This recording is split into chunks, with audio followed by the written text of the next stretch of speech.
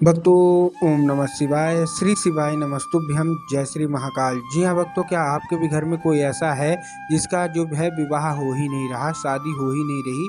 आप लोग बहुत ज़्यादा परेशान हैं उसके विवाह को लेके, उसकी शादी को लेके कि आखिर क्या हो गया है कि उसकी शादी क्यों नहीं हो रही है। जो लोग भी मेरा ये सुन रहे हैं वीडियो, या तो लड़का हो या लड़की, या भी जो माता पिता हैं जिनके लड़के और लड़की का जो है विवाह नहीं हो रहा, आप बहुत ज़्यादा परेशान हैं कि आखिर विवाह हो क्यों नहीं रहा।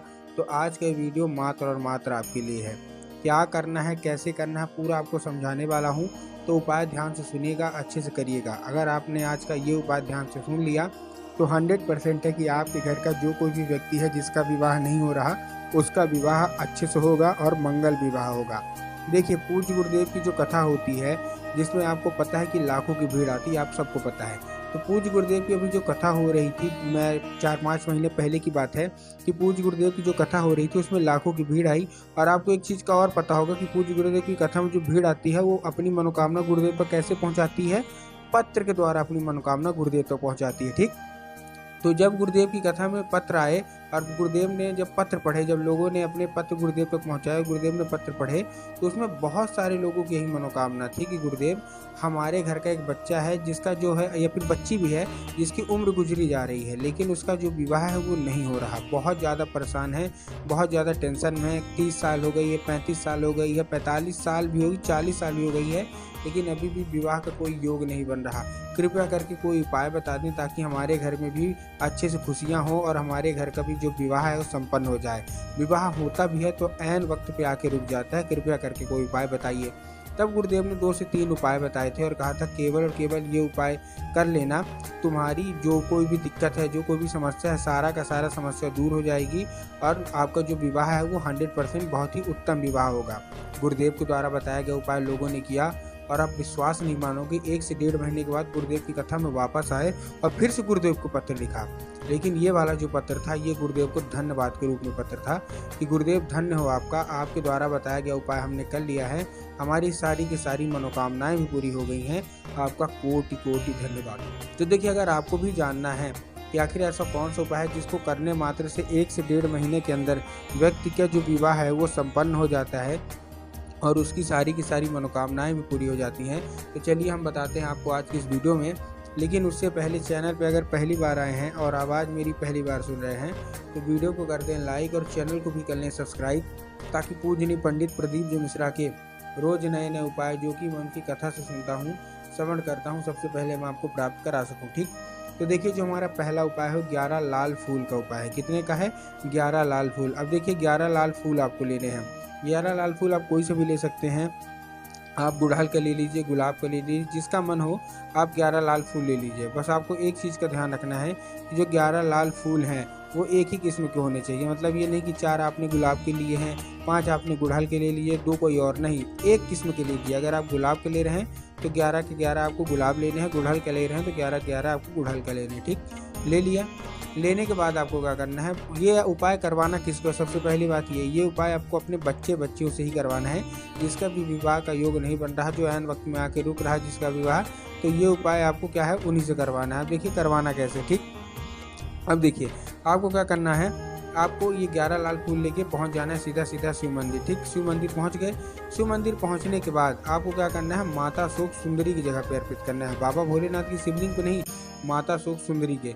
अब देखिए, जिनको पता है कि माता शोक सुंदरी की जगह कहाँ होती है उनका तो ठीक, लेकिन बहुत सारे ऐसे लोग हैं जिनको यही नहीं पता कि माता शोक सुंदरी की जगह कहाँ होती है। तब गुरुदेव ने बताया कि आप जिस भी शिव मंदिर जा रहे हैं, उस शिव मंदिर का जो जलाधारी होती है, तो जलाधारी के राइट साइड में माता शोक सुंदरी की जगह होती है। तो आपको करना क्या है, आपको माता शोक सुंदरी की जगह पे आपको चुपचाप क्या कर देना है, चुपचाप आपको अर्पित कर देना है। ठीक, 11 के 11 लाल फूल, और आपको जो कोई भी मनोकामना है, इच्छा है, सारी की सारी आपको बोल भी देनी है। पूज्य गुरुदेव कहते हैं कि अगर आपने ये उपाय किया, आपकी मनोकामना बस रूप से पूरी होगी ही होगी। जो हमारा दूसरा उपाय है वो काली मिर्च और बेलपत्र का उपाय है।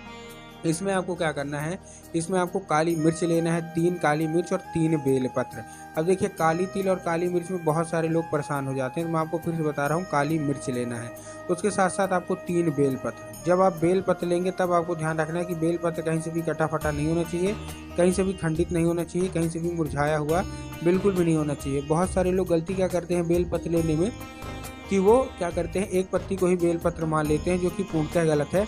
एक पत्ती का कोई बेलपत्र नहीं होता, 3 पत्ती मिलकर जो बेलपत्र बनती है वही बेलपत्र हमको लेना है। ठीक, बेलपत्र आपने ले लिया।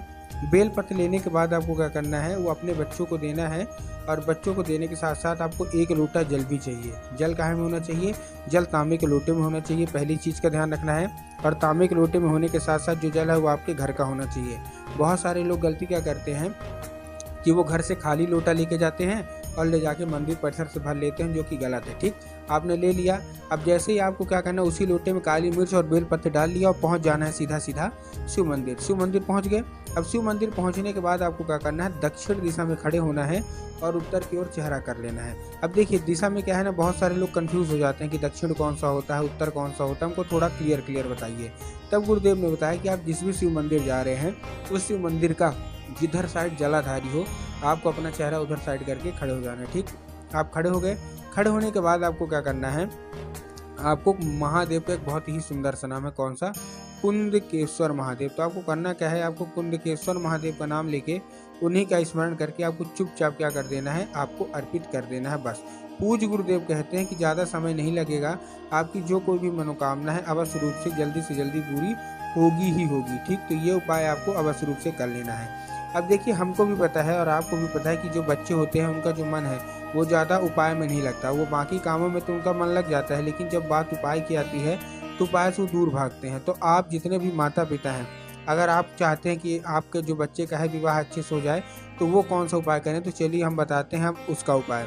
इस उपाय में आपको चाहिए क्या क्या, देखिए इस उपाय में आपको अच्छे से ध्यान से करिए कि ये 2 दिन का उपाय है, मतलब रविवार को आपको रात को करना है और सोमवार की आपको सुबह को करना है। अब इस उपाय में आपको करना क्या है, सबसे पहले हम उसके बारे में बात कर लेते हैं।